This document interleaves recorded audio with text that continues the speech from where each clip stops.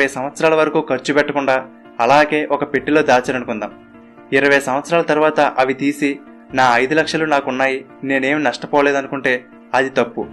మీరొకటి గమనించాలి, కాలం గడిచే కొద్దీ డబ్బుకుండే విలువ తగ్గిపోతుంది. ఒకప్పుడు 100 రూపాయలు తీసుకుని మార్కెట్కి వెళ్తే కావలసిన కూరగాయలన్నీ తెచ్చుకునేవాళ్ళు. ఇప్పుడు అదే 100 రూపాయలకు ఒక చాక్లెట్ వస్తుంది. ఇప్పుడు 5 లక్షల రూపాయలకు ఉన్నంత విలువ 20 సంవత్సరాల తర్వాత ఉండదు. కాబట్టి మీరు ఆ విలువ అంతా కోల్పోయినట్టే. అదే 5 లక్షల రూపాయలతో ఎంతో కొంత స్థలం కొన్నారనుకోండి, 20 సంవత్సరాల తర్వాత దాని విలువ ఎంత పెరుగుతుందో చెప్పక్కర్లేదు.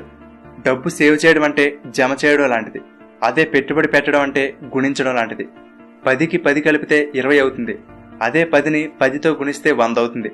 పెట్టుబడిలో రాబడి అనేది ఎప్పుడూ కూడా కాంపౌండింగ్ పద్ధతిలో పెరుగుతుంది. అందుకే మనం కూడడం కాదు, గుణించడం నేర్చుకోవాలి. కాబట్టి మీరు కూడా మీ దగ్గర ఉన్న ఎక్స్ట్రా డబ్బుని తెలివిగా ఆలోచించి ఎక్కడ గ్రోత్ ఉంటుందో పరిశీలించి ఇన్వెస్ట్ చేయండి. అలాగని త్వరగా ధనవంతులైపోవాలని చెప్పి తెలిసి తెలియని స్కీములలో పెట్టి మోసపోయి డబ్బు నష్టపోకండి.